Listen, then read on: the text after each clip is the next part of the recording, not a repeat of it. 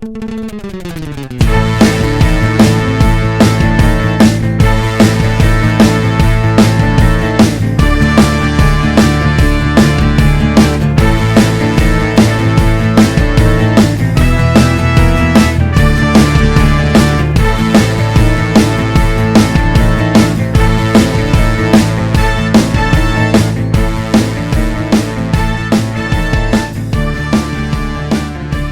there, welcome to the latest episode of the Campus Comics Cast.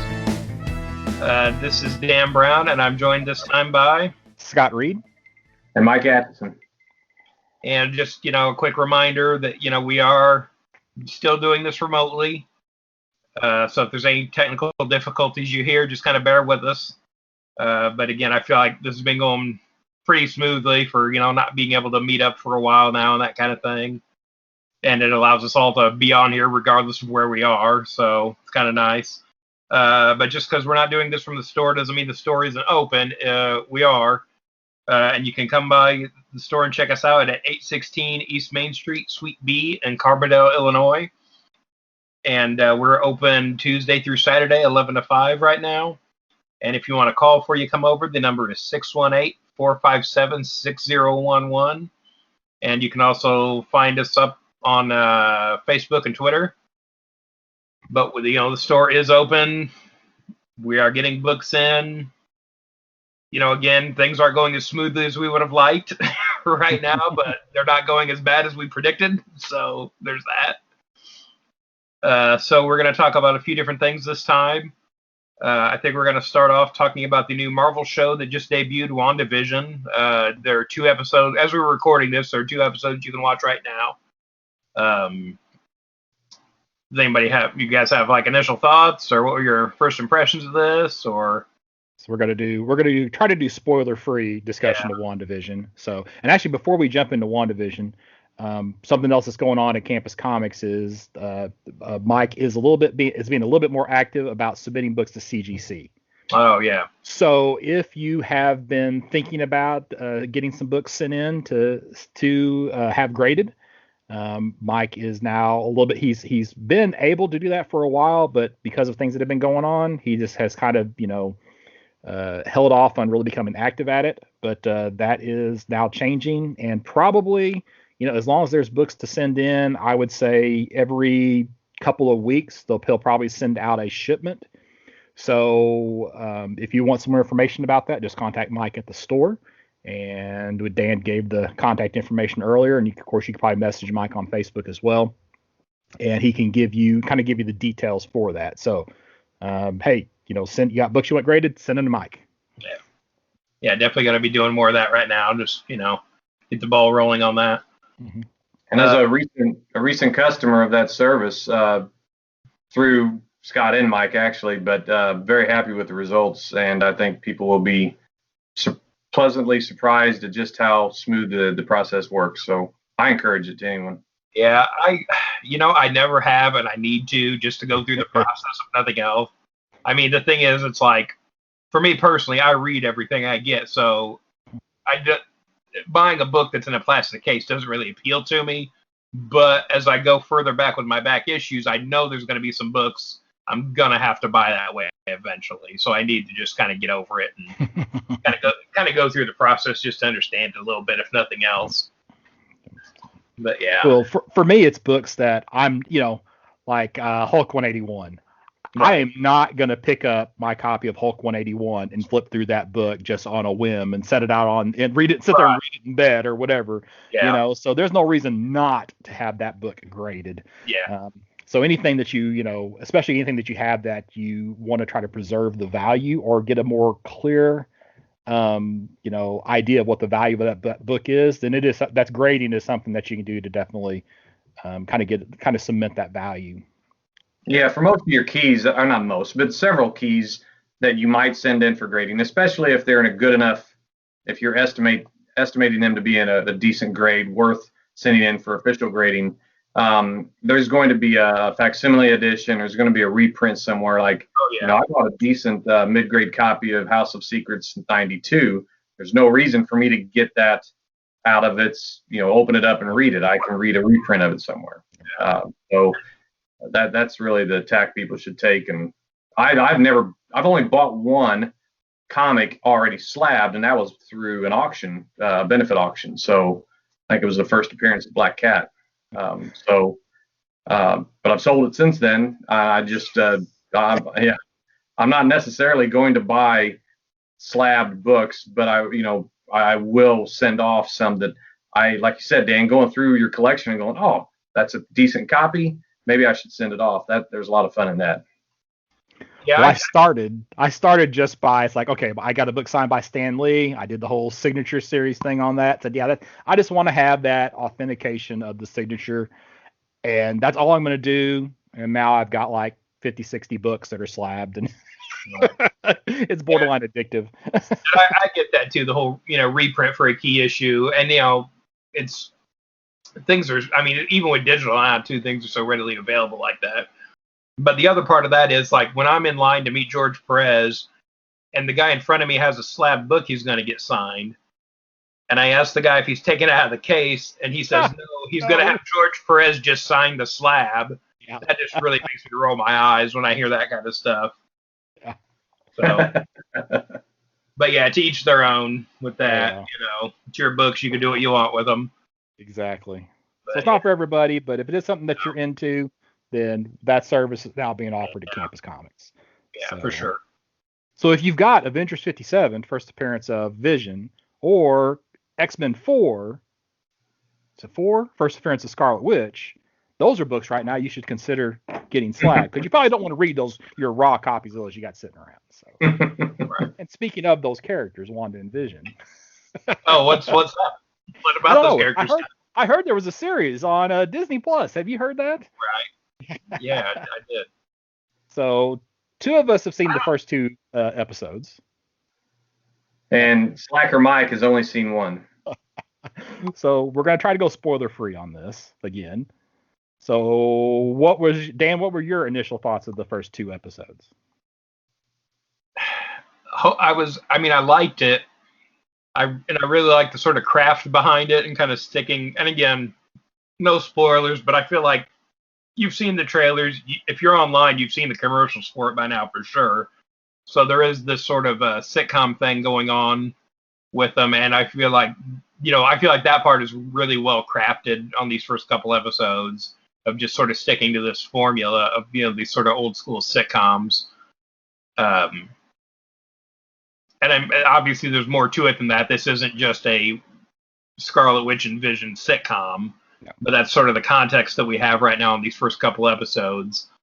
So, like, obviously there's more going on, but I do like the sort of attention to detail they've put into this, as far as, like, even, like, the storylines of the episodes and that kind of thing. And again, it's something different. Mm-hmm. It's like I don't need to see the same superhero show over and over and over again. And I feel like Marvel does need to kind of branch out some more with the types of stories they're telling, in their movies and TV shows and everything. So,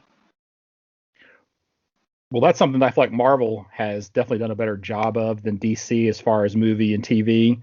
You can look at all the Marvel movies, and I'm sure I've said this before, but you have like, Winter Soldier, that's a spy movie. You have Ant-Man, that's a heist movie. You have Ant-Man and Wasp, that's a car chase movie.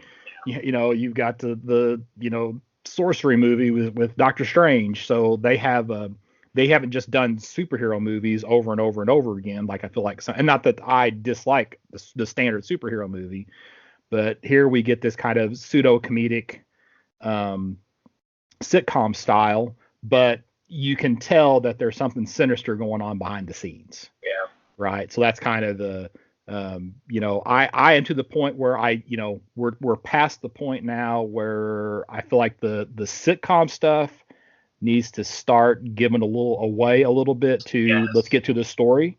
Yeah. The 2 episodes of it is great. I don't know that I want 10 episodes. Well, I think it's only 8. Or 8. Yeah. I don't remember. Yeah. So I want to say. Go ahead. Yeah, I want to say it's 8 episodes, and it's like, I feel like 1.5 maybe of this. Let's get into the story. You don't have that much room here. So, I mean, honestly, I'm a little worried that maybe they're kind of padding. Maybe they don't have enough story for 8 episodes if they're still doing this. again, we won't know till we get through the whole thing. But I don't want this to be a case of like we have 3 hours of story that we're padding out to 8. Yeah. Well, not even 8 hours because 3 episodes, like half hours. Yeah, I would hope not. I think they have enough source material that they definitely don't need to do that. And I think I agree with both of you. The stylization of this show, having only seen one, but now you're telling me that the second is similar or the same. I liked it, but I also know, just because I know more than what my wife knows about the characters and whatnot and the backstories, to know that I don't need to get too impatient with it being the entire episodes being set in this style. I mean, my wife even asked me, is this the way the show's going to be the entire time? Because she was kind of tired of it by the end of the first episode. But I think when I explained to her a little bit, she's more inclined to watch some more of it. So I think the acting's good. I think it's kind of fun. It's a different way of telling a story, and I look forward to keep watching it. The TV series Mr. Robot did one episode as part of that series, kind of like this, where it was basically a sitcom episode, and they had it was because the character was basically crazy while he was in prison. So and this is how his mind was protecting himself. So guess what? Here, and it's important to remember going into this series that the Vision is dead, but here he is, right? So as part of this series, so there's as again the emphasis and the thing to keep in mind as you watch the first couple episodes is pay attention to that element of that sinister that is kind of behind the scenes it's not quite to the front, but it's definitely there. So and I definitely enjoyed the first two. So. Don't sort of tune out to the commercials either. That they have on the shows. I think there's definitely some stuff going on there. But I'm definitely looking forward to the remaining 6 episodes. So. Yeah, I definitely want to see where they're going with this. I just don't drag it out too long. I think, especially when you have such a limited amount of time. I figure they went to color. Okay, it's kind of a spoiler.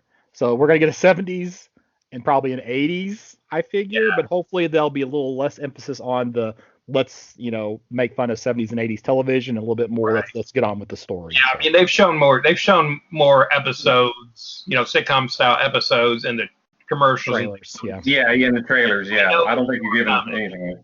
Yeah, but it's just like, how does that play out? How long does that last? Yeah, and I'm definitely looking forward to seeing the comic accurate versions of the costume in the in the series. Man, I don't know what we've already seen, and that kind of is getting annoying with me. It's just this thing of like they keep doing this.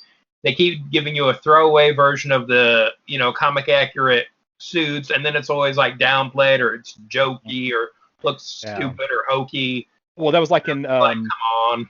In Jessica Jones, whenever they had Patsy Walker put on the traditional Hellcat costume, and I thought that looked pretty good. And you're right, she just basically said like no way or never, and it's like they did the same. They did the same thing in Luke Cage. Yeah. With his original suit.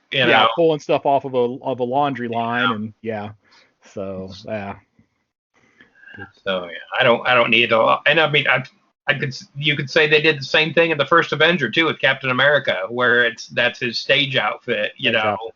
So I don't know. I feel like that's getting kind of worn out. Yeah. So, but I'm still looking forward to these remaining episodes. So anything else you want to say about this series? Just they're dropping once a week, correct? Yes. I don't know if we'll get the last 2 same day. I wouldn't expect that to happen with Disney. But they've announced a release date for Falcon and Winter Soldier, right? I think so, but I couldn't tell you what it was. Yeah, because I wonder if we do the math if it like the next week is Falcon, Winter Soldier. I'm assuming that's what they're doing. I don't know. I'm trying to look it up right now. Math on that. March 19th is the release of Falcon Winter Soldier. So episode 3 will be January 22nd. Episode 4 will be the 29th. Episode 5 would be February 5th. Episode 6 would be February 12th. Episode 7 would be February 19th. Episode 8 would be February 26th. And then we'd have 1, 2, 3 weeks before Falcon and Winter Soldier. Oh, weird. Huh. Yeah. Yeah, I figured they would just want to run one into the other, but. Yeah. Well, I guess they give people a chance to, catch up or take a break or whatever. Mm. They probably want to spread it out a little bit because Disney doesn't have a whole lot of new content yet on the app. So they've promised a lot of stuff coming, but who knows when that stuff will be. All these shows they've been announcing. But they like everybody else. It's COVID's fault. So. Oh yeah. Well, we're ready to talk about, speaking of Falcon and the Winter Soldier? I think so. So we're celebrating the 80th anniversary of Captain America. So most of us have brought to the podcast a Captain America story to read or to discuss about, that we character that or a story that we enjoy with this character. So Dan, do you want to go first? Do you want me to go first? What do you think? I'll go ahead and go. Okay. So what I'm going to be looking at is the first issue of the Captain America run from 2002. And so this is by, I don't know if I'm pronouncing this name right, but I don't know how else to say it. It's John Raber and John Cassidy on art. And this is the run from, I want to say it was January 2002 maybe, but more importantly, it's the post 9/11 Captain America run. And so this first issue kind of gives a sort of a 3 or 4 page recap of the events on 9/11, even though they don't specifically call it out. Again, it's, at the forefront of everybody's mind at the time. You know what this is. And it kind of opens with Steve Rogers at Ground Zero digging people out of the rubble at the World Trade Towers. And Nick Fury shows up, throws him a bag saying, "Hey, come on, it's time to go." And Steve tells him, "I'm needed here." People are they are finding survivors, but his point is, if I work hard enough, I can find someone before they die, theoretically. And Nick kind of leaves him alone.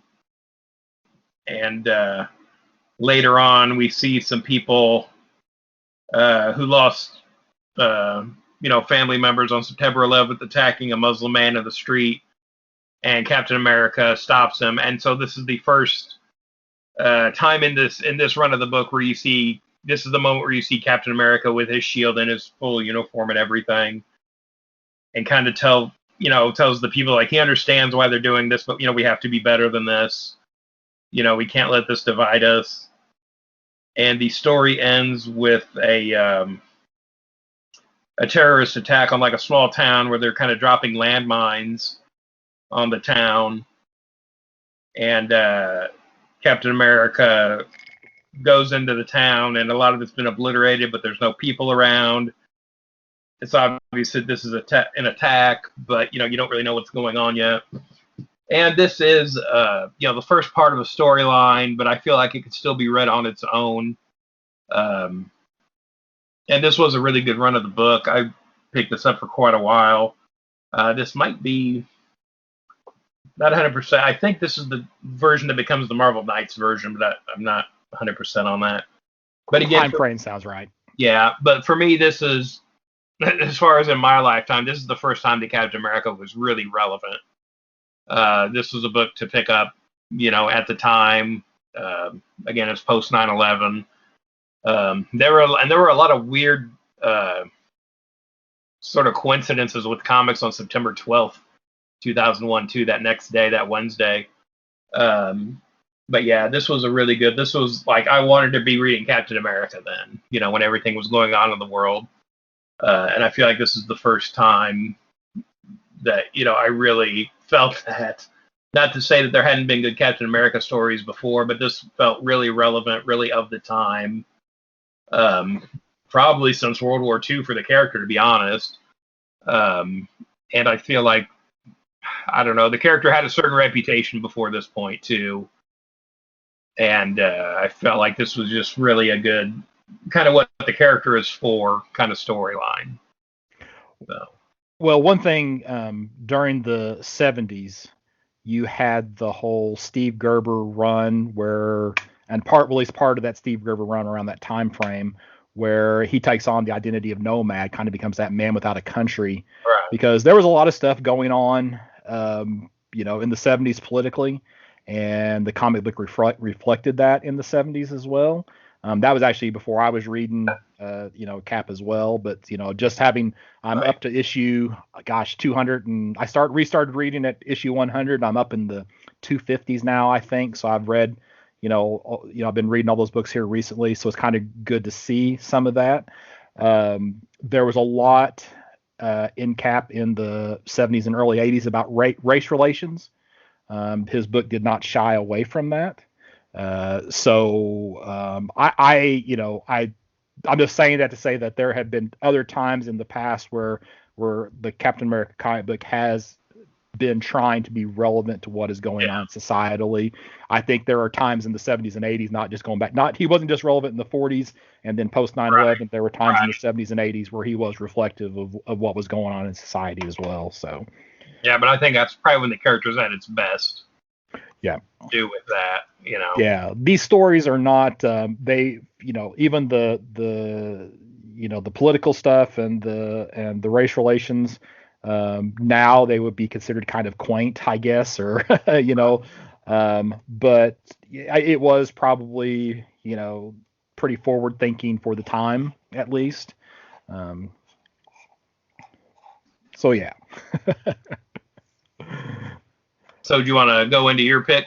Yeah, so I'm actually, I'm a relatively big Captain America fan, and that kind of goes back from the first comic book I ever bought was an issue of Avengers, and of course Captain America has been a long time member of that team, so he is my number one character in comics. Obviously I don't own his first appearance, which is a shame, but I do have as far back as Captain America Comics number 6. So at least I've got an original Kirby cover and Joe Simon on that, and it even has like a Stan Lee prose piece inside the book. So I do own that, and I do have Avengers number 4 where he gets brought back into the Silver Age in the Avengers. So I've got one book I want to specifically talk about, and then just a couple of moments to kind of show how the Marvel Universe kind of reacts to this character. So the book that I want to talk about is actually a retelling of his origin story. It's Mythos, Captain America. This is from 2008. And it's written by Paul Jenkins, art by Paulo Rivera. So it's basically painted pages. And Paul Jenkins is an excellent storyteller. But this is basically just a retelling of his origin story for most of this book. So it's just basically, hey, he grew up in the the slums, but he's kind of a New York kid, and he was picked on as a kid. They kind of named this one particular bully here. Dougie Huggins is the one that would beat him up on a daily basis. His father dying of tuberculosis, and his mother passing at an early age. He becomes an orphan. He wants to, then he, he's artistic. So, you see him drawing and doing those things, kind of introverted. And then of course he goes to the show, and he sees all these things that are going on in Europe with Hitler and fascism, and him and this bully from his past. They go to the recruitment center together. And of course, if you know the story of Steve Rogers, he's 4F and is not able to join the service. So he joins this special project. And from there, it's just kind of that traditional story about the origins of Captain America. They omit the Vita rays in this particular version of the story, but you still have Erskine as the doctor, and he gets killed at the end of the experiment. Thus, we have Steve Rogers being the only super soldier. So then we get his exploits during the war. But what I think, and then that includes time in Germany, time coming from the Russian side of the front. Even but then we get that scene, where Bucky dies, he gets frozen in the ice, and wakes later on. So it's just an excellent retelling of his origins. But the part about this story that I remembered is actually the ending, and it's kind of funny. Whenever I was this is a book that I had read obviously in the past, and I was trying to track it down. I was like, I know this is in my collection someplace, and I went through and I couldn't find it because I remembered it being a backup story to another book. Well, my memory, of course, was mistaken because this is just the ending of this particular story in Mythos Captain America 1. So at the end, and this is one of the things that's interesting for the character Captain America, is because he has that time frame from the end of World War II to whatever the current time period is that he came back in. And kind of in the Marvel universe, it's kind of unwritten that he came back about 5 years ago. So he's kind of like 5 years into the Marvel universe, even though this character's been around since the 60s. But that changes with every single, new number one, that Marvel releases. But we won't get into that there. But there's this scene as we get to the end where Steve is going to a reunion of all of the World War II vets, and specifically of a group that he served in. I want to say it's like the 26th or Blue Spaders or whatever. So it's the 26th Infantry. They're referred to as Blue Spaders. So there's this one scene where he's wanting to look at this particular photo in the hallway. It's a kind of remember some of the other. It's actually a picture of his father when his father was in the 26th Infantry.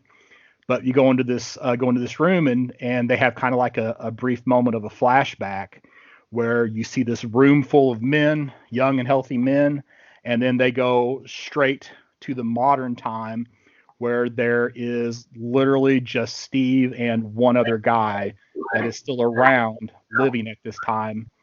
And it happens to be Dougie Huggins, the bully who, he dealt with his entire life. But it just, to me, it's a really powerful moment. It is one of those, it's one thing that's unique about this character. And I'm just going to kind of read the last few panels of this. I'm Captain America, and I will be here long after the others are dead and gone. But as long as I live, I will never forget. I am not a hero, first and foremost. I'm a Blue Spader, one of the 26th Infantry, and proud to have called these men my comrades in arms. We were boys. Once we were young and stupid, my brothers. The real heroes lost their lives in foreign fields, not because it was their duty, but because it was right. They were the greatest generation of Americans who ever lived, and that is why I love my country. And then you see Cap basically fixing Dougie's hair, fixing the medals on his chest, and he says, "God, Dougie, I miss those boys." And that just kind of wraps up that issue. And if it's kind of the thing, if you have any patriotism in your bones at all, you have to appreciate this character, and particularly a story like this. And this is one of those things that Captain America brings to the table inside the Marvel Universe that we really don't get from any other character. So, if you want a good a more modern telling of the origins of Captain America, that's a really good book to pick up. Now, a couple other books I just want to mention, and I'll be relatively quick on these. One is my favorite scene, actually from Endgame, is taken from Infinity Gauntlet issue number 4. And if the scene in Endgame is where you basically have the heroes are defeated. Cap is about the only guy standing. Now, this is a Mjolnir-powered Cap with a broken shield. And you see him walking across the battlefield against Thanos and Thanos' entire army. And that's one of those scenes where it gives me chills that whenever I watch it. But that was taken from Infinity Gauntlet issue 4. And in that series, it's actually a little bit more dramatic in the movie than what it is in the comic. But you have Thanos is basically fighting everybody. And you have this scene where he has just, I got to get to the page here. He has basically just turned Thor to glass and broken him into little tiny pieces. And then he quickly vaporizes Quasar. And obviously, Thor and Quasar are characters who are dramatically at a higher power level than Captain America. But here you have Captain America, basically the last man standing, walking up with his shield before Thanos. And Thanos can literally snap his fingers and Cap is done. Right? So, but that's the type of character that he is he walks up against insurmountable odds, pretty much knowing that he's going to lose because he has a role that he knows that he is supposed to play. And this is the scene where Cap's shield gets shattered. And it's, and then you see in these scenes where, Cap's walking up, you have a defeated Vision, you have a defeated Wolverine, you have Thor's glass, you have Quasar in ashes, you have Iron Man with his head ripped off, you have Spider-Man and Cyclops laying there, and that's the environment that he's walking up into. Again, his shield is shattered, and then some other events take place before Thanos is about ready to wipe him out. Then some other things, but the just the way that the Steve Rogers version of Captain America handles himself inside the Marvel Cinematic, and he won't stand down before anybody, So to me, it's just like one of those really super powerful moments, both in the comics and in the Marvel Cinematic. I don't know. You guys want to say anything about either of those before I get into my last one here? Just here. Okay. And then this is just actually 3 panels. And there's one writer who I think has a really good grasp of Captain America, is Frank Miller, surprisingly. And in Daredevil Born Again, this is where Kingpin is Daredevil's trying to get his life back after the Kingpin has basically destroyed it. And then we have this character called Nuke, who has been released on Hell's Kitchen. So there is massive explosions and gunfights. So we have Daredevil basically arriving on the scene, and we have these 3 panels because the Avengers, being part of New York, they're aware of what's going on inside of Hell's Kitchen, in addition to the rest of New York. So, and this, I just want to kind of read these 3 panels. So, out of nowhere they appear. Okay, this is Daredevil speaking because he can kind of sense what's going on.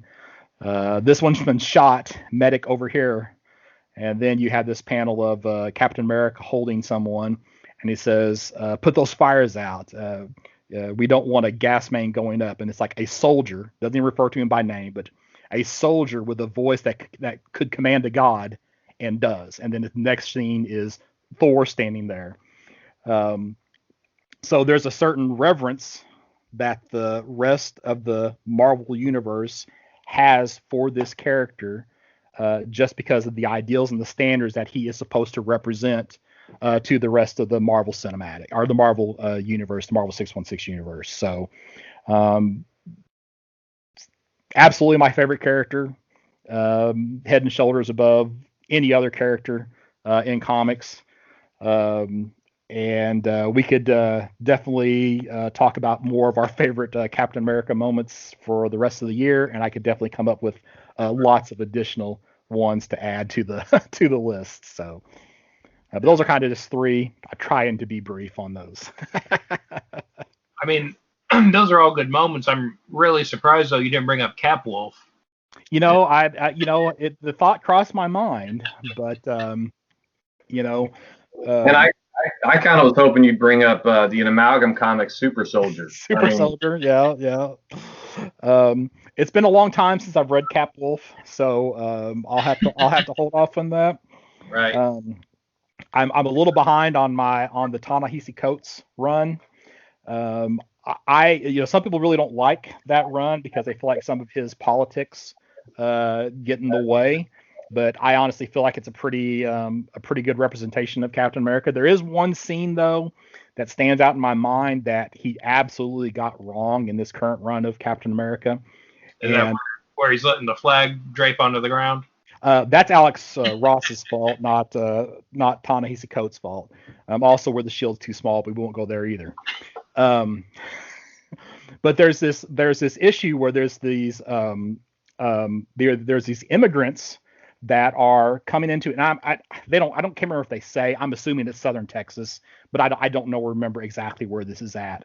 But you have this vigilante force that it is believed is going in and killing all of these immigrants that are crossing the border illegally. And you have the Daughters of Liberty are figuring prominently into this storyline as well. And they say, hey, we're going to go do something about these vigilantes. And in the run, it's like Cap saying, like, well, they're illegal immigrants. They're not supposed to be here. And it's like, I'm sorry, that is not how that character would respond to that situation. He questions, it's like, because then he's kind of portrayed as a government stooge as opposed to somebody who's all about the American dream. And that's just wrong. I mean, he ends up doing the right thing, but for that thought to even have been vocalized by him in that situation, does bring into question how well Ta-Nehisi Coates understands what that character's about. If you hadn't said Ta-Nehisi Coates and Captain America, you could have easily been describing Frank Miller's Superman in the Return of the Dark Knight. Mm-hmm. Which a lot of people don't like that portrayal of Superman because it really is inaccurate. It's just a Batman guy writing a story with Superman in it. Yeah. I'm really surprised that made it to print. I'm really surprised some editor didn't shut that down. I am too, and it's so far. And again, I'm several issues behind now, but reading that current run, that's the only moment that I really think, man, that's just wrong. Yeah, and I haven't read that, but just hearing you describe it right now, that's not where I thought that was going. No, yeah. So weird. It's just, he's like, it's as if it was okay for those random vigilantes to be going there killing immigrants just because they're illegal immigrants. So. But other than that run's been good. A lot of people are upset about it, but I've generally enjoyed it. So, other than some of the variant covers.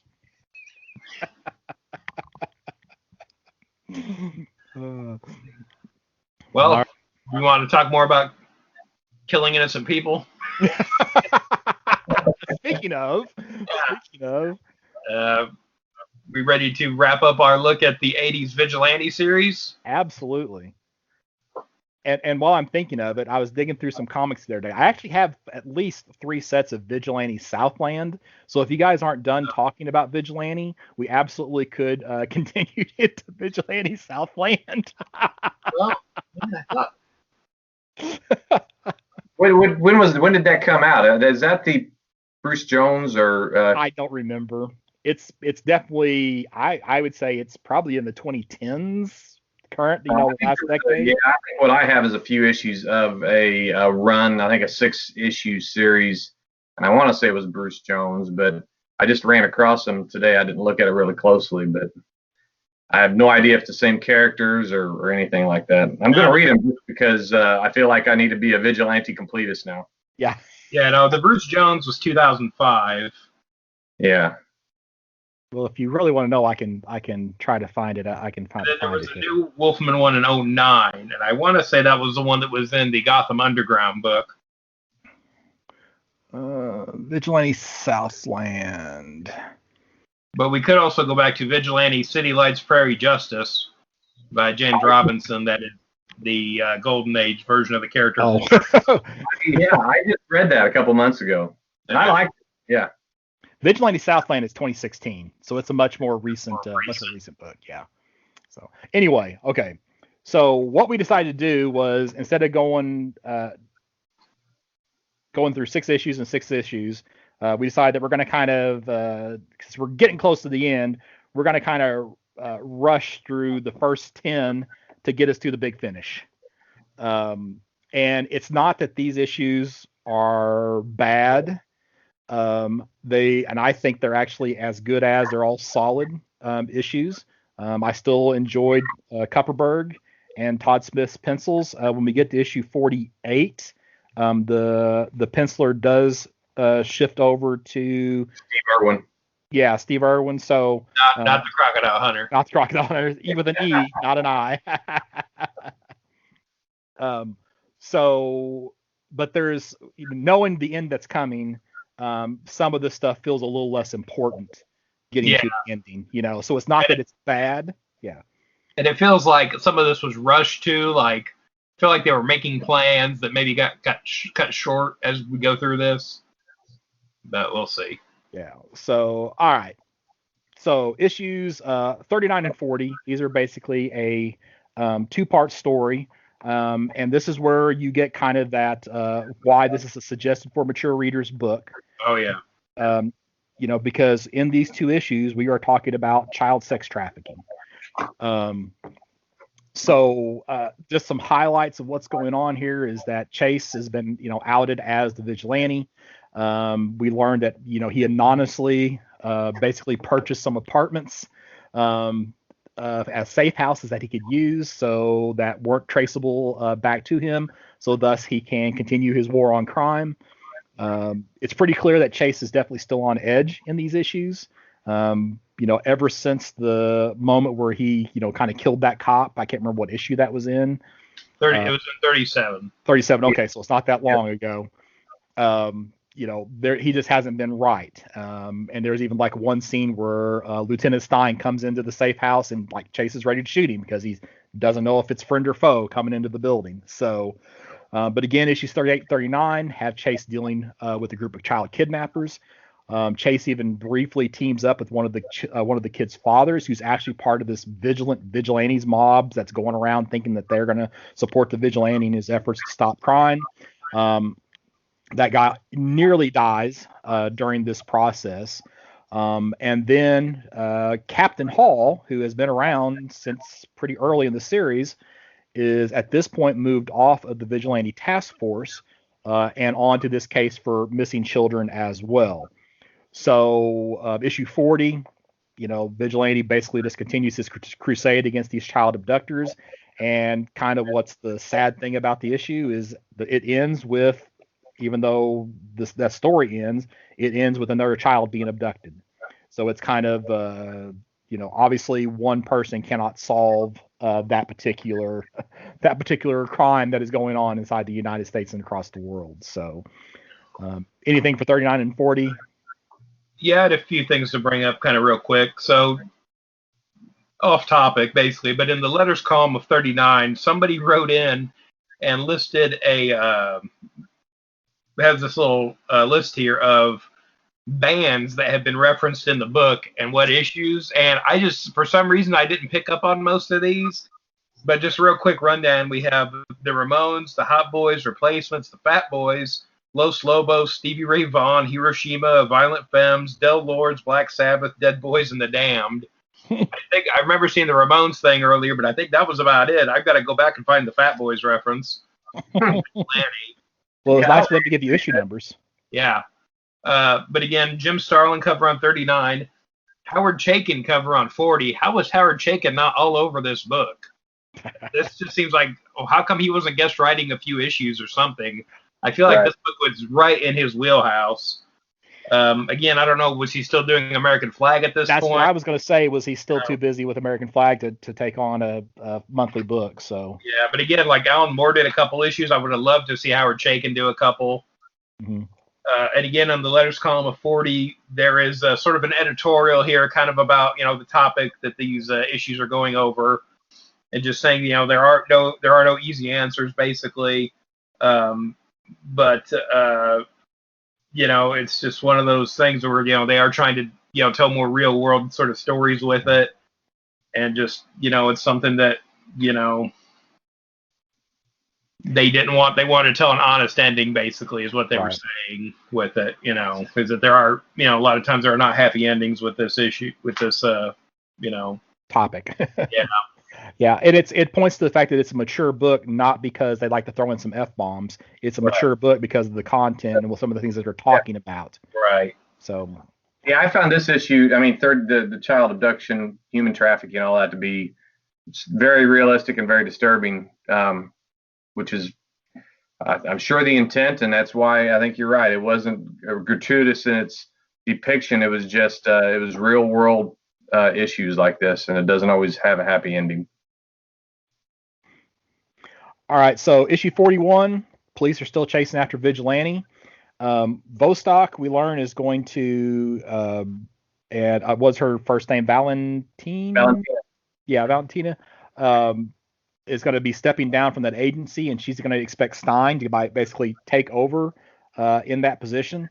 Vigilante has a bounty on his head, so by some mob boss. So now you even have random civilians that are chasing after Vigilante. We do finally have a scene back with Marcia, his love interest from early in the book, and we learn that she has been institutionalized because of her guilt over her involvement with Adrian Chase. We do get another scene with Peacemaker, where he is convinced that Stein is actually a Russian spy who is appearing as, just basically playing a double agent. So now he's determined that he's going to go kill Stein, and the issue kind of wraps up with Vigilante having to kill the mob boss. I think it's a mob boss who had the hit out on him just to keep all the random civilians from continuing to chase him down. So I think it's amazing that Peacemaker was dwelling on Stein as a possible communist or a Russian when Valentina Vostok really was a Russian. Yeah. That was another good cover too. This issue here with Marshall Rogers. Oh yeah. I really like the way the black of his suit plays into the bricks on there. Yeah. And again, Rick Burchett coming on for inks on this one too. Yep. 42. So 42. Making it rain on that cover. Yeah, there you go. So like Mike at the club. So issue 42, we basically have Peacemaker is making multiple attempts on the life of Lieutenant Stein. Here they're walking out of a government building, fails to actually kill Stein. Then Peacemaker's able to sneak into the agency as a janitor, and tries to kill Stein again and fails. We do get another scene with Marcia. What's Marcia's last name? I just have Marcia written down, and I forgot what her last. King. What was King? Okay, so Marcia King. She's finally starting to come to terms with with what has happened. And Chase has to fend off another random assassination attempt on his life at the end of the issue. So again, I'm really cutting these descriptions of these issues short, and it's not because they're not worth spending time in, but we just want to kind of move forward to the end. So I really did like the fight on the train in this one, and the sort of hooded assassin, hooded justice. Yeah, who thinks that the bounty is still on Vigilante. He's coming into town to collect on the bounty and runs into Vigilante and thinks that he can still get this bounty. So, there's this pretty decent fight scene on the train. Real quick, too, just not so much the story, just sort of the workings of the book so this is issue 42, and we are getting a renamed letters column now, where it has been Vigilantegrams the whole time. Now it is called You, the Jury. And it just seems like, well, it's kind of late in the game. Again, makes me wonder if they didn't know the end was coming at this point already. But we are getting some letters now, too, about the new logo that we have of the Vigilante book. And they do say in here that Todd Klein, the letterer, is the one who designed that. He's done a lot of good logos over the years. And again, typically, you don't hear who does the logos or the sort of graphic design for comics and that kind of thing. So it's nice to, when when people get credit for that kind of thing. It's a pretty subtle change. It is. I wouldn't pick up on it if you hadn't told me. It's basically just italicized. I mean, I'm sure there's a little bit of stylistic change too, but yeah. But they are, the thing is too, there are several letters where they did get, a lot of positive feedback on that change in the logo. So it's kind of interesting seeing that in the letters column or people acknowledging it to begin with. Yeah. I did just notice in the on the letter pages that you have letters from Charles Brown, T.M. Maple, and Uncle Elvis. Yep. Three big ones, yeah. All three in one issue. I wonder how many times that happened. Yeah. Unrelated, as I've been going through Captain America, Kurt Busiek has tons of letters to Captain. Nice. Yes. It's always fun seeing creators in old back issues. I'm in the run that I'm in. He probably it's if not every issue, every other issue. He Really? shows up in the letter That's columns. funny. Yeah. Well, that's the thing too. Are those the only ones they published? Yeah. Yeah, exactly. So 43, again, lots of action inside of 43. Peacemaker is still making attempts on Stein's life. At the end of this issue, Vigilante does intercede and is able to stop Peacemaker from killing Stein.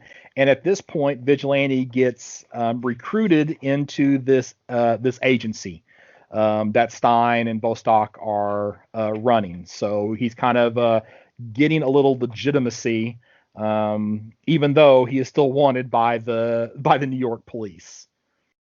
So anything to add on 43? No, I think that's it. I do kind of like the scene at the end, the sort of setting up this subplot of the alcoholic at the bar who's seeking help. And again, we get more of that kind of in the next issue. But yeah, in issue 44, which is titled Addictions, we're actually it talks a little bit about alcohol addiction and, of course, the addiction of the time, which would have been crack. So again, that's one of those more mature themes that you have moving through these books. So here we have Vigilante taking on some drug rings. We see the effects of crack on one individual, while the effects of alcohol addiction on another individual. And probably I guess the sad part of that story is the guy who's the alcoholic is wanting to get help, but because it's not the addiction of the month, I guess, they're only offering services to people who are addicted to more heavy abusive substances. Something that I didn't care for, but I think I talked to Mike about this previously. We are introduced, or not really introduced, but here we have Gotham coming into the Vigilante, where we get Gordon sending a bumbling version of Harvey Bullock over to this agency as their liaison. I definitely didn't care for this version of Harvey Bullock.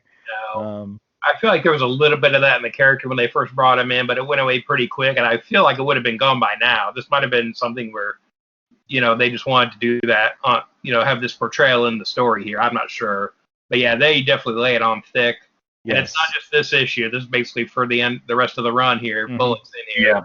Yep. Yeah, just I maybe want to go back and look at some Bullock appearances through the 80s, or at least in this time period, 85 through 88 or something, and see how close of a representation. And I think what we're used to is just a more refined version of him in the subsequent decades. But from my quick glance it was a Detective Comics issue, he at least had the sloppy look and spilling the jelly donut on his tie and stuff like that. But this was over the top, yeah. Yeah, he was a slob for quite a while, and that went on into the 90s. Yeah. But, yeah, this is just a lot of it. Yeah, the slob thing is one thing, but the ineptitude is something else. Yeah, exactly. Right. Yeah. I kind of have an issue here with, I think it's on page 6, where we're introduced to this sort of upper class kid who, is getting addicted to crack. But they set his home in Chevy Chase, Maryland, which is a real town, and it's by DC and stuff. But it's like, it's 1987. Are we really throwing in a place called Chevy Chase? Like, that immediately just, I know, I get it, but like, it just totally took me out of the story. There for a minute, like, and they go back to it too later on. I think Marv Wolfman and Chevy were buddies. Yeah. Marv Wolfman ain't writing it at this point. Nope. So to kind of wrap up. Yeah, so kind of wrapping up the issue, Chase basically discovers this drug house, goes in, destroys the drug home. The two, we have the 17-year-old crack addict. He ends up dying of a heart attack, while the alcoholic, who is so upset about that he can't get services because all the crack addicts are taking all the social service money, basically goes in guns a-blazing into this place. And really, how you would have to take this is that the alcoholic dies as a result of Vigilante's actions, where he tosses the grenade. Oh yeah. Yeah. I mean, I feel like I think you could make the argument that that guy was going down a self-destructive path.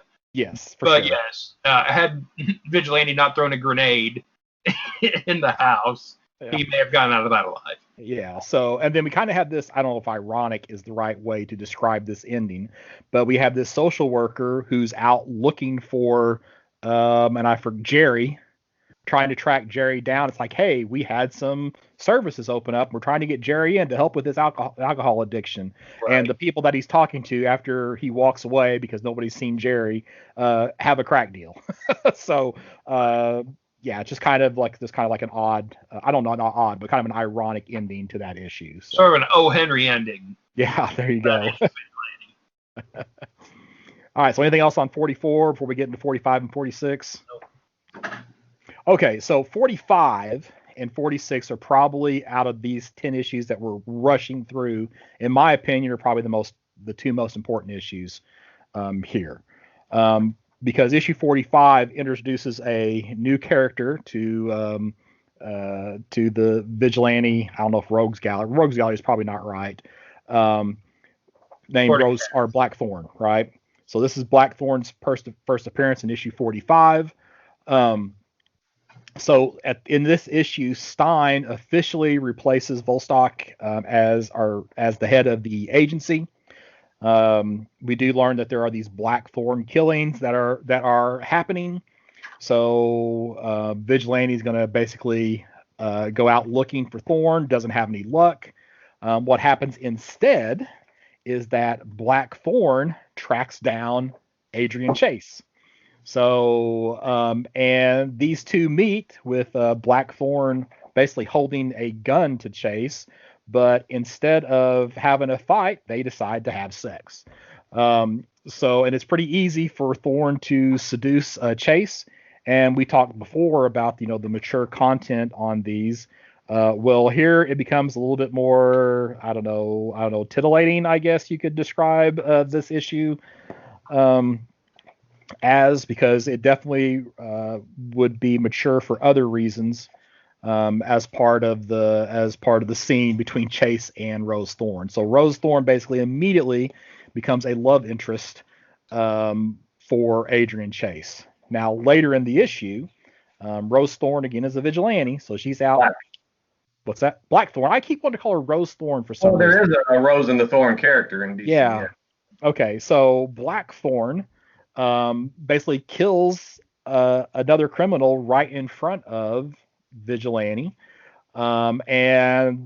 Vigilante, even though he's had his issues in the past, is not wanting to operate under that way where they're just killing innocents. So in this fight between Blackthorn and Vigilante, Blackthorn actually gets the upper hand and is able to knock Chase out, which ultimately leads to Chase being arrested. Thorn was kind of treating this as just playfulness between the two, and she actually has some regrets that Chase ended up being arrested because of their fight. So in issue 46, we have basically Adrian Chase is in jail, and then of course we get a lot more buffoonery from Harvey Bullock in these issues, but ultimately with the help of some crooked, some non-crooked cops, they're actually able to bust Vigilante out of jail. So, and he's once again a free man. So, I don't know. Anything to add on 45 and 46? Yeah, just real quick on 45 on page 10, we've got Vigilante's trying to get information on Blackthorn and track her down. We just got this really nice montage page, and at the top we've got some bumbling Bullock, which I can do without, but I really like the composition of this page. It's sort of a montage of Adrian kind of chasing down criminals and trying to beat information out of them and stuff. I just really like the sort of layout of that page for that one. Do you know, did Todd Smith do any other work? I mean, I don't know what else he's worked on. I think he did some Vigilante before. I think he was on here earlier in the run, but yeah, he is. Well, he's been on the run for since the start of 30, 39, and he was on that before that. I'm just meaning outside of Vigilante. Do we know of anything that he's done? Because he seems to be a pretty solid artist to me. Yeah, I'm not sure. I really like some of these covers he's doing too. Once he kind of takes over the covers. Mm-hmm. But yeah, I'm not sure what else he's worked on. Okay. I want to say he did some Omega Men, but I might be wrong. Nothing. I don't think he stuck around for a long time. I do like 2 and 46 where Chase is in jail and his lawyer's talking to him about the sort of previous time he was on trial, got thrown out on a technicality because that was sort of who Chase was going after originally as the Vigilante. And I feel like that was something that was kind of glossed over earlier in the series when that happened, so I like seeing it brought up here. And Adrian says, the irony is, lost on him as far as that goes. Yeah. So issue 47, Gotham, once again, has its influence here in Vigilante, and we get our next crossover with Batman making an appearance. Now, of course, Batman does not agree with Adrian Chase's methods, so he is able to track him down relatively quickly. As the two fight, Harvey Bullock actually intervenes, and I guess since Batman knows Bullock, despite his bumbleness that and buffoonery, that he's probably a good guy, basically explains that, hey, Vigilante's on our side. Of course, Batman doesn't necessarily like it, but he accepts it. We do have a scene with Marcia checking out of the institution. So I think I might be wrong, but I think this is the last time we see her in the series. So we kind of get that closure for the character that she is apparently going to get her life back on track, since she has been one of the important characters through this series. So they don't kind of leave that open-ended.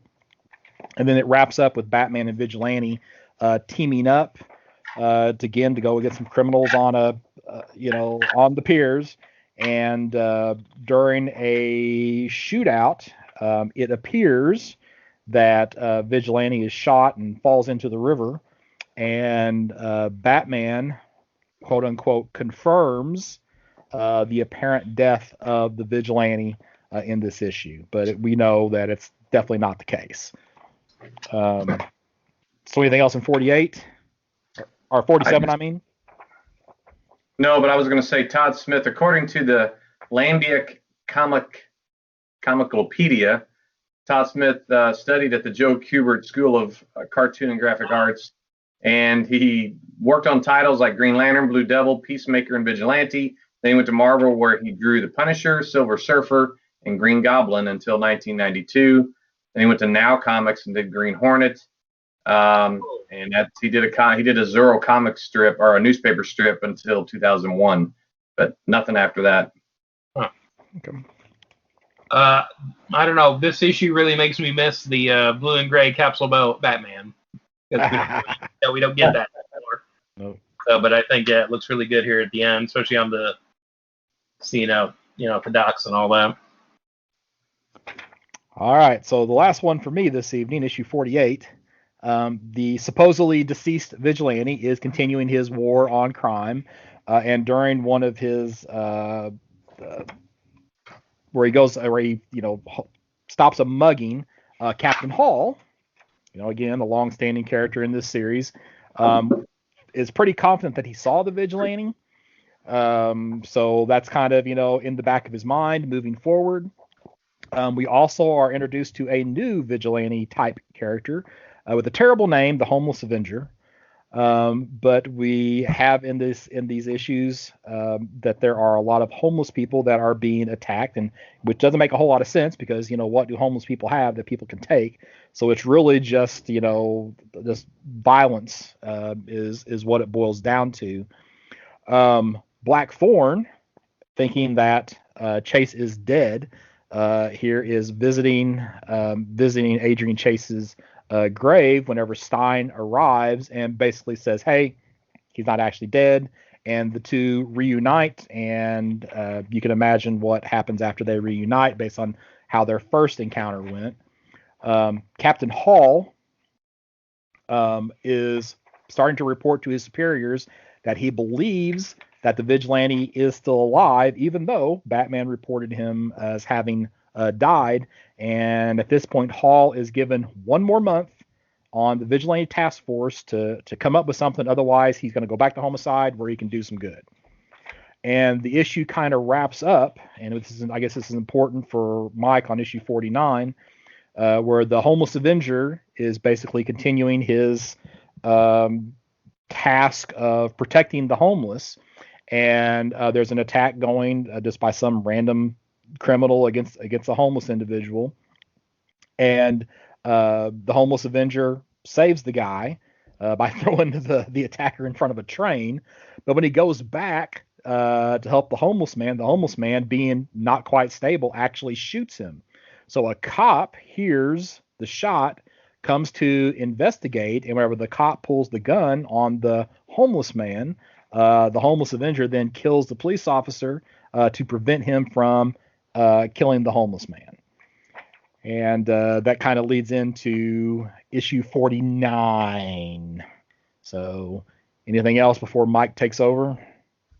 I just want to point out, we got the introduction of the Homeless Avenger here. Again, this is another character sort of inspired by Vigilante. There's definitely a visual reference to the character with his character design, but he is wearing sort of a skiing outfit, to where the goggles, I think, even say ski on them or something like that. And I can't remember where it is now in this run, but in an earlier issue, we did have someone call out Vigilante as looking like he's wearing ski equipment, with the goggles and the bodysuit and everything. So I feel like this is also sort of a reference to that with this character, where he probably saw, again, we don't get a lot of backstory on Homeless Avenger, but it does feel like he is trying to model himself after the Vigilante, as far as the look goes. Mm-hmm.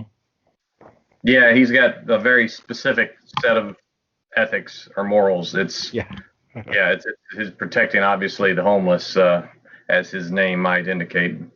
So, well, one more thing, and again, we kind of rushed through those 39 through 48 issues. Still think the Cooperberg writing is very solid. Oh yeah. I don't think there's really been a dip in the quality of the books. Lots of good fight scenes. It's, how much can you say about a fight scene? Oh, Batman fights Vigilante. We don't want to give a blow-by-blow account of, what happens in those fights. To me, the quality of the book has not declined any at all in these 10 issues, even though we're spending less time talking about them.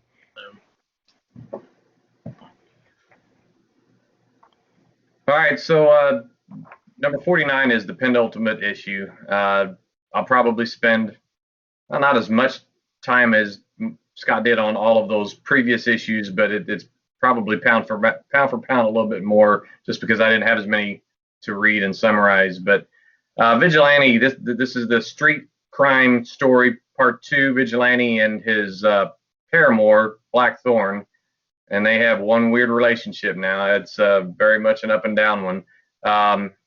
They're on the hunt for the Homeless Avenger. They're skipping across rooftops, and they're bantering as they go, as to, she's wanting to go back to the apartment and have some fun, and he's more intent on finding. It's almost like he's trying to focus on what he needs to do to kind of blur out all of the stuff that he's done in his past. So she has a hard time separating work from pleasure, and Vigilante still doesn't know if he can really trust her.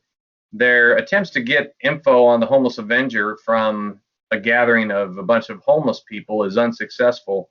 They don't want to give him up because they think this guy is truly their hero, and he's protecting them. And Vigilante, there was one panel or scene here where Vigilante jumps from a building top in a physics-defying leap, where he sort of lands head first on a fence and then rebounds up into a flip. And then, I'm like, okay, that's even pushing comics physics to a degree. If it was just a few feet, maybe. But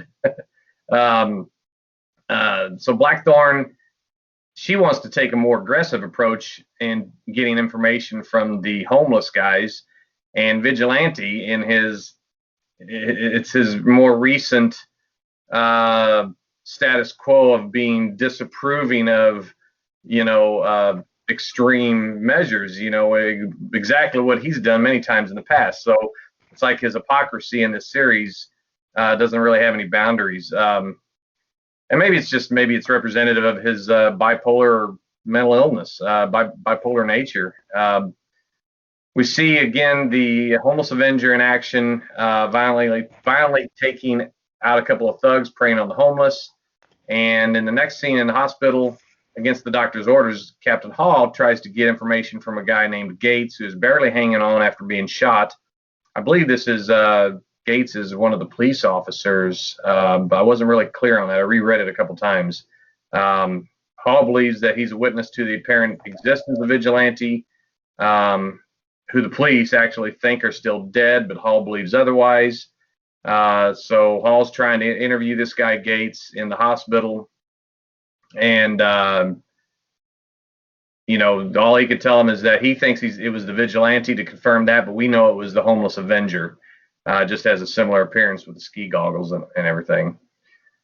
So in an argument between Vigilante and Blackthorn, we get a little insight into Chase's internal conflict. He admits to being off the deep end before, but he no longer wants to brutalize the innocent in pursuit of the guilty. He gives an early hint of his losing struggle to deal with his contradictions. And Bullock is not quite the, this is just my own commentary here. Bullock is not really the buffoon as much in Irwin's art as he was in Todd Smith's. A little bit better depiction, I think. Bullock discovers Thorne is not who she told Chase she was. If you remember reading earlier, there was a couple panels where she gave a fictitious background to Adrian, and Bullock is afraid to break it to Chase that she's not really who she said he was, because he's already sort of on edge. Now Thorne goes off on her own crusade to get information on the homeless Avenger's whereabouts by torturing the homeless, and Vigilante catches her in the act of throwing a thug off of a building. She and Vigilante separately arrive at Grand Central Station, where a bunch of homeless sort of congregate to get some shelter in the wee hours of the morning. And Thorne comes across the homeless Avenger trying to set a trap for the thugs, but before she can intervene, Vigilante stops her from taking out the homeless Avenger, and they go to full-blown fisticuffs, taking domestic violence to a whole new level. I mean, it's just a weird situation. But Vigilante ultimately defeats her, but it takes a lot. She's a pretty tough cookie. He scoops her up after he beats her down and takes her home and leaves the homeless Avenger to his fate with the thugs that greatly outnumber him. And that's basically what the homeless Avenger wants. So he basically made himself out as a martyr. And that is the end of that story. Yeah, I feel like that's a pretty grim ending to this issue, too, because, we don't see what happens to the homeless Avenger, but we get the idea of where this is going, and Vigilante just kind of bails on him here. Again, as far as the relationship with Blackthorn, it's just I feel like, again, she's definitely playing some mind games with him here, lying about her past and that kind of thing, but I feel like just how quickly they get together, I feel like this should have, I think you have to kind of read between the lines as far as where Adrian is in his headspace at this point, but I feel like they should have made that more apparent in the storytelling, as far as what's going on with him and that kind of thing. Yeah, I feel like you would get the feeling from these last couple issues that his mental state is improving. Yeah. And believe it or not, I mean, because seeing Blackthorn, which could be how he could have taken things, is helping to kind of steady him a little bit. Yeah. But obviously that doesn't last. So. Just real quick, and again to the letter page here on this issue, we have someone writing in asking a few questions, saying, when is Vigilante going to do any time traveling, say up to the Legion or to Hex? And at this point, this is the Hex, Jonah Hex in the future comic that was going on at the time, so that's what that's referring to. And the editor's answer is, not as long as Vigilante isn't a superhero book. This was a book where 2 issues ago, Batman was the guest star. So this is not a superhero book where a guy wears a costume. The second question is, when is he going to meet Wild Dog? Again, another contemporary book. And a fairly new character. A new character. But again, something that definitely seems like sort of in the same kind of world or the same kind of space as Vigilante. So I was like, oh yeah, why wouldn't they do something like that? And Wild Dog was based in the Quad Cities, up around Moline, Illinois. Yeah. And the editor's answer to that is no way, but Wild Dog will be back. And then the third part of the question is, when will Vigilante join the Suicide Squad, since he has been arrested? And again, that seems like, oh yeah, that seems like a really interesting thing you could do with that character. They have established he is in the DC universe. You know, it's like that would have been an interesting thing to do.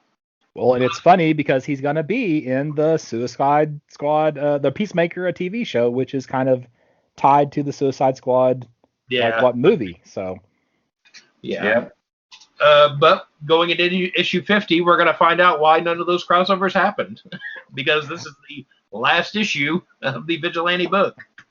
Now, the Ken Stacy cover, if I would have been initially buying this off the shelf, I would have thought this cover was super cool. Yeah. Because there were some Marvel fanfare issues that Stacy did some artwork on Iron Man and stuff that I thought was just, at the time, it just was like, that is so cool. Now, looking back at it, it's like, it's better for like Epic Magazine than it is for, a traditional comic book. So, yeah, at least this cover anyway. I feel like I saw something recent from him, and now I can't think of what it was. But like real current kind of thing from him. What, man? I'm just blanking on what that was now, man. All right. Well, whatever. Maybe you'll think of it. Yeah. So going into issue 50 here, we're finally at the end of this run. This is, the last issue here. And it opens up with Adrian kind of getting the newspaper and seeing the headline that the homeless Avenger has been slain in the train station. So what we assume happened, at the end of the last issue has happened here. And we see Adrian and Blackthorn kind of going at it. And Adrian is sort of flashing back to his family that he's lost. And he sort of takes his frustrations out on Blackthorn again, like he did in the last issue, and kind of leaves the apartment. We're getting Hall and his men. After hitting her, by the way. Yeah, after hitting her. We have Hall. Yeah, sorry, I didn't mean to interject, but yeah, you just reminded me of that scene. Uh-huh. It was, it wasn't like they were actually in a superhero or hero. This is domestic violence here. Yeah. She had a black eye from the previous fight, but he slaps her this time. So that was messed up. We've got Captain Hall and his men tracing down a assailant who is wearing a black bodysuit. They catch up to him, and it's not Adrian. We have Adrian at the movie theater, kind of flashing back to the events of his life. Again, sort of almost like a recap of the series at this point, where he's kind of going through everyone he's lost, his family, and then JJ. And I'm going to call BS on this little panel here of JJ showing his body, because we never saw JJ's body in the book. He kind of died off panel, or we never saw the body. And again, kind of talking, and then he thinks about Marcia and how she ended up, and again, we just sort of saw her storyline wrap up here. And now in the theater, there's some teenagers just kind of throwing candy around, kind of being annoying to the other patrons, and Adrian kind of snaps and attacks them in the seats as some cops come in to try to restrain him, and he escapes. Then we have Blackthorn meeting up with Stein, telling him that that they need to find Adrian. He says he has some men out looking for him, but Stein has a bad feeling about where this is headed. Then we have Adrian now in his vigilante suit, just kind of looking for trouble, essentially.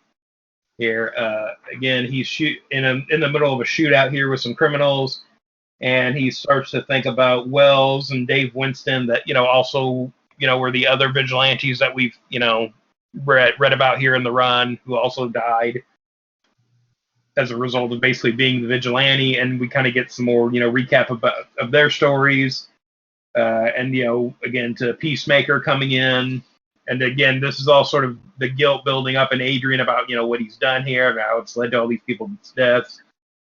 Then he breaks into the sort of drug den and kind of shoots dealers and addicts alike. Kind of everybody's kind of wiped out. And the cops kind of show up too late to help anyone. And yeah, it's just sort of this sort of downward spiral that Adrian's going through here in this issue, to where then he's in a shootout on the docks with the police, and Hall shows up, and Vigilante shoots him, sort of, you want to say not intentionally. Right, yeah. But he did. He intended to shoot the man he shot. He just didn't realize it was Hall. Right. This time. And Hall, he apologizes, and Hall basically, says he would kill him if he could, and to leave him alone. Vigilante gets away and kind of heads home back to his apartment, and he tells himself to kind of just get to it, sort of the inevitable end of his crusade here. It's him in the bathroom as Blackthorn is coming up home and kind of riding up the elevator to see him. And Adrian shoots himself in the bathroom with his Vigilante mask on the sink. Again, this happens off panel, but, it's pretty clear what's happened here. And Blackthorn kind of gets to the apartment just as he's done it and finds his body. Then we have a funeral scene where sort of supporting cast is here, and Adrian's grave that, we've seen previously because of his, fake death from a previous issue, where it's now this is, his grave site for real now.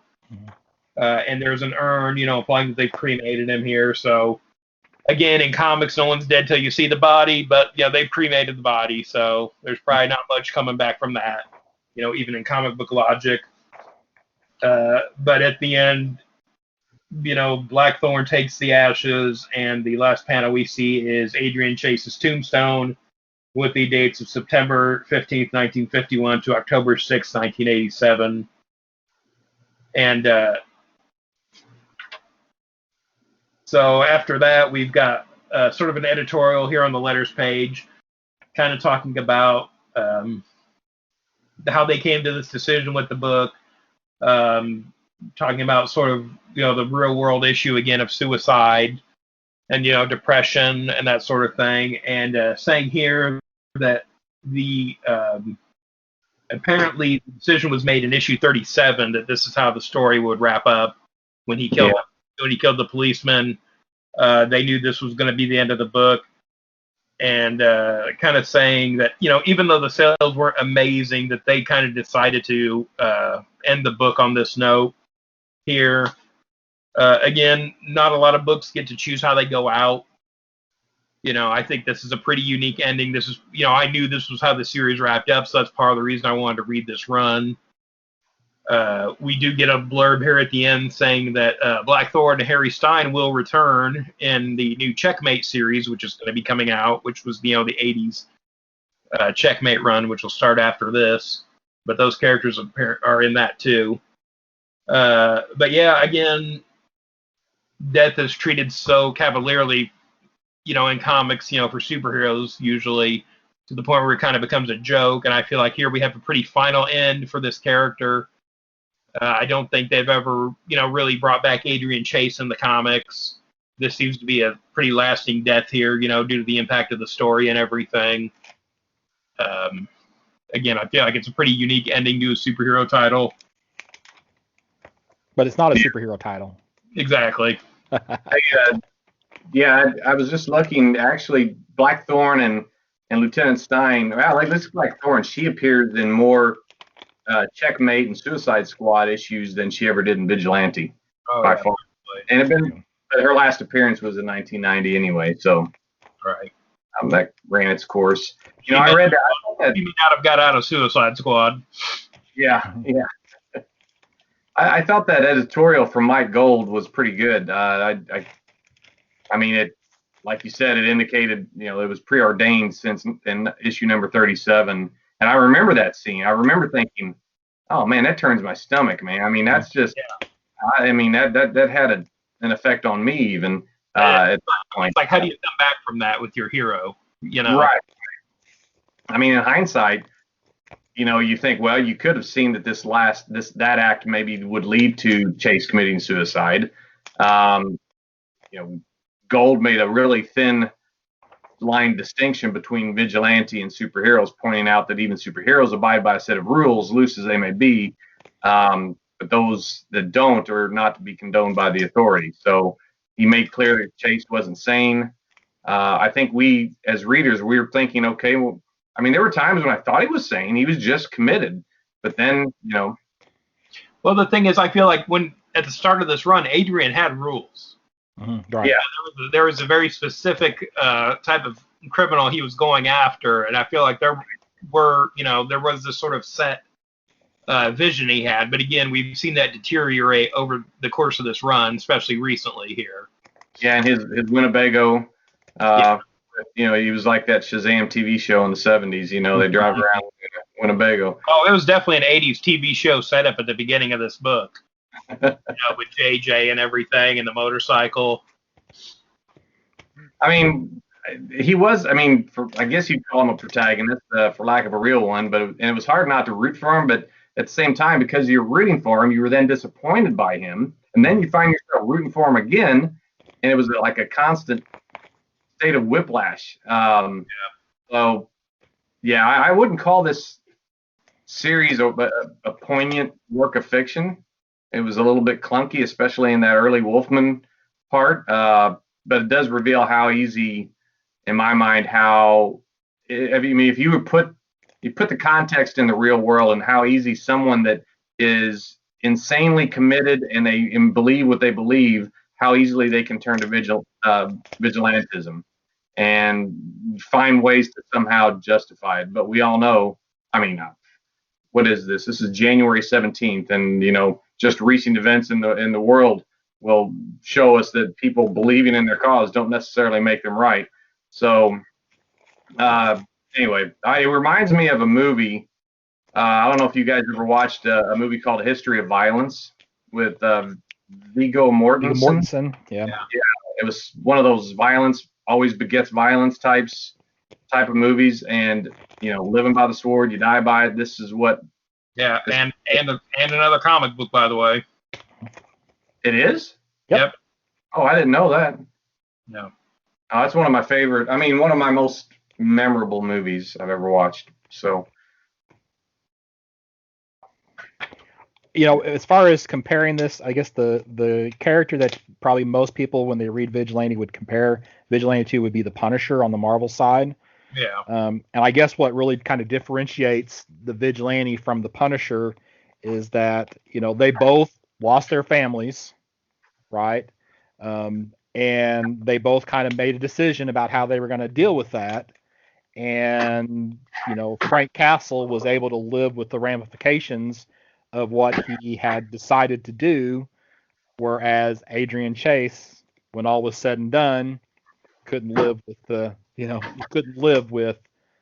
what he had decided to do ultimately. Is kind of how it boiled down. Yeah. I'll say this. This was a good choice, Dan, for all the reasons you pointed out, being a finite series, or not, wasn't finite necessarily and known from the beginning, but it had a predetermined end, and knowing how it ended, it made it a interesting read and interesting to discuss.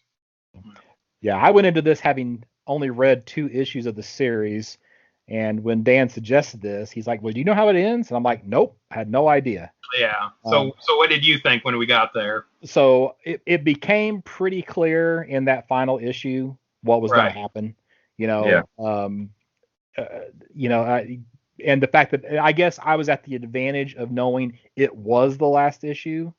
I guess a reader reading at the time would not have known that was the final issue of the series. So I would say that probably if I didn't know it was the last issue, I probably would have been a little bit more shocked. But knowing that it was the final issue, it was pretty clear what was going to be the end to that end of that series. So I guess in that way, maybe I was cheated a little bit out of a surprise. but overall, it was still. It's not, again. It's like you've mentioned before. This is not how a typical comic book series is going to end. Right.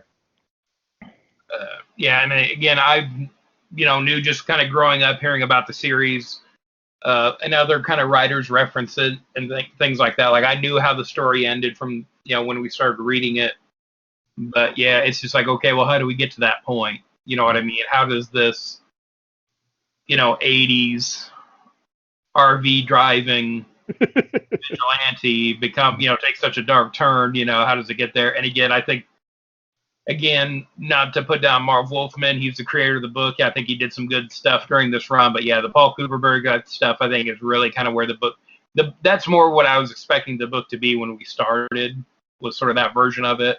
Mm-hmm. But yeah, again, I really like that. If I had been reading this at issue 1, I would not have made it to the Kuperberg stuff because I did not enjoy the Wolfman stuff enough to continue with the book. So, oh man, I feel like he set up stuff with the origin that never paid off. Mm-hmm. We didn't need the whole healing factor thing. Way too many random vigilante type villains. It's him fighting himself basically through all those Wolfman issues. Yeah. And I think there's a case to be made for that, especially with the way the book ends. The other thing too was I was thinking from the beginning, I got the impression from some of the letter columns and things and the editorials that this is how they planned the book to end from the beginning. Just because I knew where it was going, and maybe that was me reading too much into it at the time. But I wonder, my thing was like, how soon did they decide that was how Adrian's story was going to end? Yeah. But yeah, and it's like I like the idea. I like the way they kind of played into Legacy, where they had the other characters kind of taking over as vigilante, the kind of copycats, the sort of inspiration he was to these other people. I like that we got conclusions to Marcia King's story, to Captain Hall's story, though not in a positive way, and that we knew that Stein and Blackthorn weren't just going to disappear, that they were going to. Those characters are going to continue for a time in another book. And actually, I mean, reading this, now I'm kind of like Atchison. It's like I kind of want to go pick up some of these Checkmate stories and see what happens kind of shortly after this. So yeah. Well, I've got the whole run sitting over here, and I haven't read it yet. So I'm not suggesting that we read that for this podcast, though. If I want to jump into Checkmate, I can do that. Yeah, I picked up the what issues I could, and I've read the first 2 issues of the subsequent Checkmate series, and they're actually, I think, better so far than what the Vigilante series. It seems I like that whole, the chess or the structure, the organizational thing that was actually, Rucka's run on Checkmate in the early 2000s. I think really, to me, I read that before I ever read this earlier version of it. So, the Black Knight and the White Queen and all that stuff, I think that's a really cool spin on your super spy espionage organizations, and I like the way they're doing it so far. So I just got to find the rest of the issues. Well, I've got around in the store somewhere. Get into it. What's that? I've got them all sitting here if we want to get into it. You probably picked up the ones I left lay in Mike's store. Yeah. No, I had them before that. Oh. But yeah. Yeah. Anything else we want to say about this run on Vigilante? I'm glad you picked it, though. I did, after struggling through the Wolfman stuff, I actually kind of enjoyed the series moved from that point on. So I know, we were kind of talking earlier too about some of the other series. I know there are other vigilante characters that pop up through DC, after this. I think it is sort of a testament to this book that they never revived Adrian. I mean, there's been reboots that easily could have done that at some point, but I feel like it really would have undercut the ending of this run. Yeah. I'm glad they didn't do that. Yeah, the only downside is if this Suicide Squad series or the Peacemaker series is like super successful, Is Warner Brothers going to say, "Oh, you mean we could make an Adrian Chase book and make a couple of bucks"? That Well, kind of scares me. We did have a version of Adrian Chase on Arrow, Mm-hmm. and there was a vigilante character on there. Yep. But I feel like as long as it's not in the comics, Right. that's one thing. And the thing is, too, now it's like it's so far removed now, too. Mhm. It's like I wonder. I don't know. I feel like you could maybe. I guess you could bring him back because there's been multiple reboots since then. Exactly. Oh yeah, you know what they're saying now after Future State? Everything happened. Everything's real. They're just, and I mean, I don't think I agree with it was too ambiguous the way they're saying it.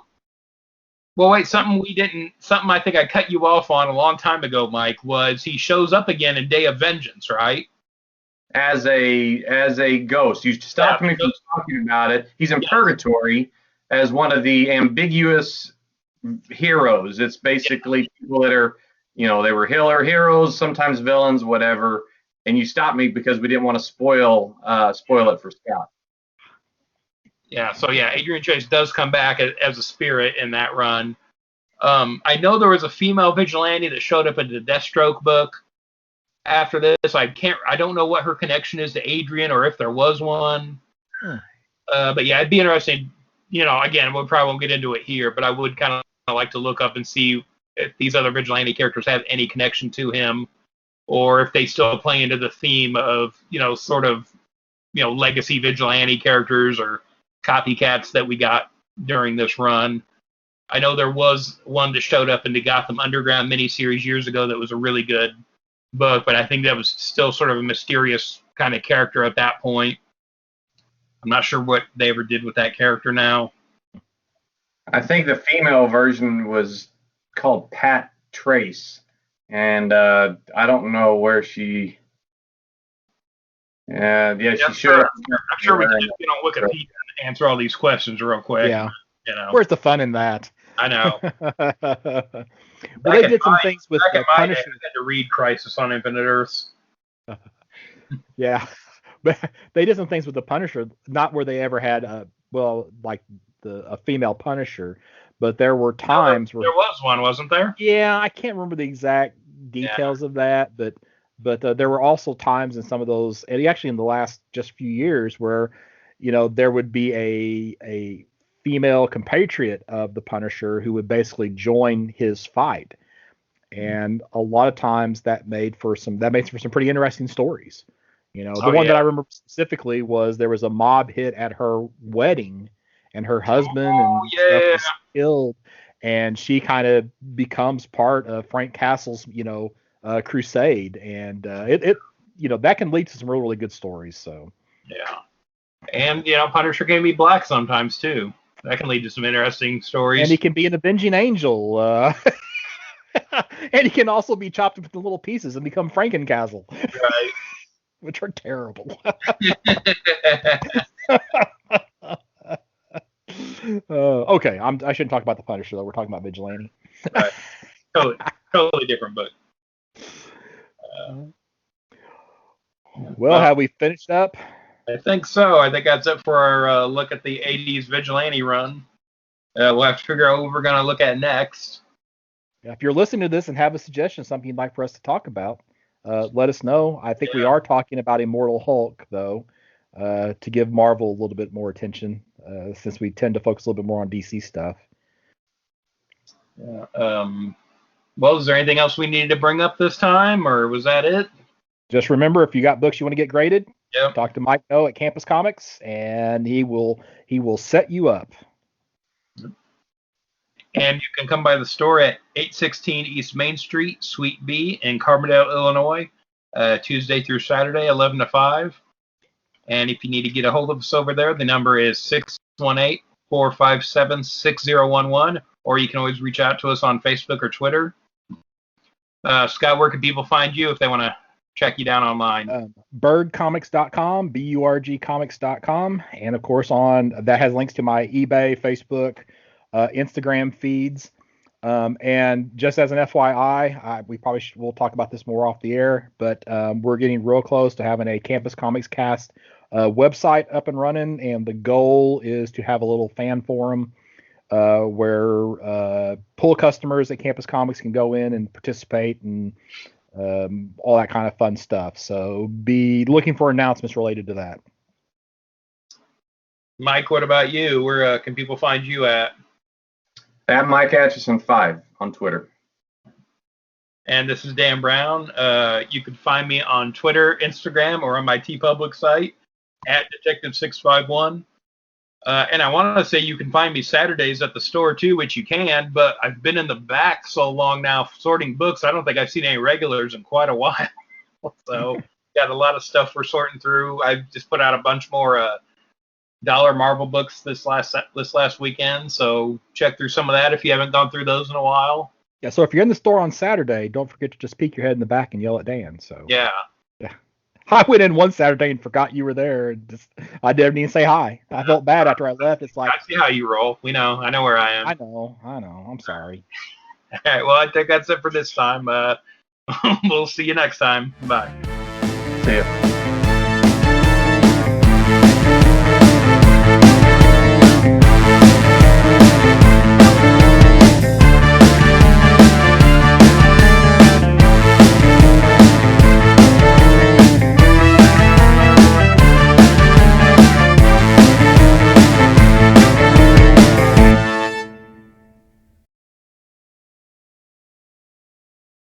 All right, you guys good? I guess so. Oh, excuse me. That's going to be a good one in high speed. Chipmunk sneezing.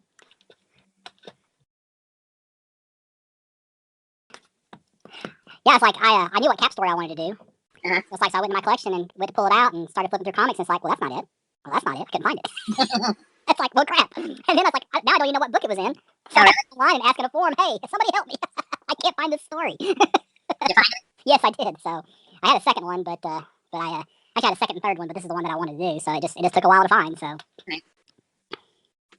Yeah. Which do you have a cap story, Dan? Yeah, I did my work. Okay. Which one? Just make sure we're not stepping on each other. No, it's the first issue of the 2002 run. Okay. Cassidy. Okay. All right. I'm doing the Paul Jenkins Mythos Captain America. Oh. And then I'm going to talk about an issue of Infinity Gauntlet and an issue of Daredevil. Okay. So just a couple. I was just thinking, there's a lot of things you could be accused of being a slacker over and be insulted by, but being accused of a slacker at reading comics, right. I'm like, I don't think I could actually be called that. I just... Oh, you did?